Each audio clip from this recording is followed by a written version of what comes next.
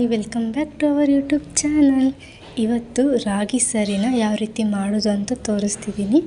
ಹೊರಗಡೆ ನಾವು ಸಿರ್ಲಾಕ್ ತಂದು ತಿನ್ನಿಸೋದ್ರಿಂದ ನಾವೇ ಮನೇಲೇ ಮಕ್ಕಳಿಗೆ ಆರೋಗ್ಯಕರವಾದಂತಹ ಧಾನ್ಯಗಳಿಂದ ಯಾವ ರೀತಿ ರಾಗಿ ಸರಿನ ಮಾಡಬಹುದು ಅಂತ ತೋರಿಸ್ತೀನಿ.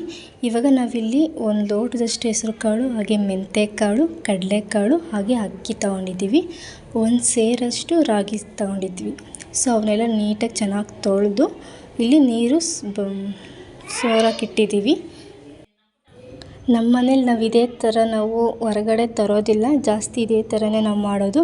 ಹಾಗೆ ಇದ್ರ ಜೊತೆಗೆ ಗೋಡಂಬಿ ಬಾದಾಮಿನ ಆ್ಯಡ್ ಮಾಡಬೇಕು.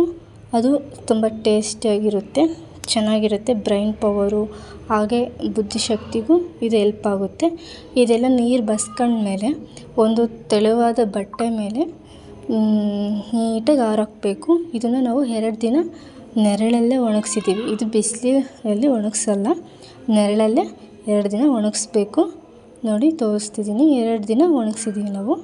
2 ದಿನ ಒಣಗಿಸಿದ್ದಾದಮೇಲೆ ಮಿಷಿನ್ಗೆ ಹೋಗಿ ಮಿಷಿನ್ ಬಿಡಿಸ್ಕೊಂಬರ್ಬೇಕು. ನಿಮ್ಮ ಮನೇಲಿ ಯಾವ ಥರ ಮಾಡ್ತೀರಾ ನೀವು ರಾಗಿ ಸರಿನ, ಚಿಕ್ಕ ಮಕ್ಕಳಿದ್ರೆ ಅಂತ ಕಮೆಂಟ್ ಮಾಡಿ. ಬಿಡಿಸ್ಕೊಂಬಂದು ಸೊ ಹಿಟ್ಟು ಮಾತ್ರ ರಾಗಿ ಸರಿ ಸಖತ್ತಾಗಿತ್ತು. ನೋಡಿ ತೋರಿಸ್ತಾ ಇದ್ದೀನಿ. ನಾವು ಒಂದು ಡಬ್ಬಿಯಲ್ಲಿ ಹಾಕಿಟ್ಕೊಂಡಿದ್ದೀವಿ. ತುಂಬ ಸ್ವಲ್ಪ ಅರ್ಧ ಬಿಡಿಸ್ಕೊಂಡು ಬಂದಿದ್ವಿ, ಚಿಕ್ಕ ಡಬ್ಬಿಲಿ ಹಾಕ್ಕೊಂಡು ಇಟ್ಕೊಂಡಿದ್ದೀವಿ. ನಮ್ಮ ಸಾನು ಪುಟ್ಟಗೆ ಸರಿ ತಿನ್ನಿಸ್ತಿದ್ದೀವಿ. ಸರಿ ಯಾವ ರೀತಿ ಮಾಡೋದು ಅಂತ ನೆಕ್ಸ್ಟ್ ವೀಡಿಯೋದಲ್ಲಿ ಅಪ್ಲೋಡ್ ಮಾಡ್ತೀನಿ, ಚೆನ್ನಾಗಿರುತ್ತೆ.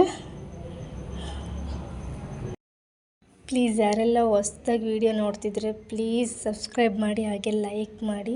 ವಿಡಿಯೋ ಇಷ್ಟ ಆಗಿದ್ರೆ ಕಮೆಂಟ್ ಮಾಡಿ, ಶೇರ್ ಮಾಡಿ. ನೆಕ್ಸ್ಟ್ ವೀಡಿಯೋದಲ್ಲಿ ಸಿಗ್ತೀನಿ.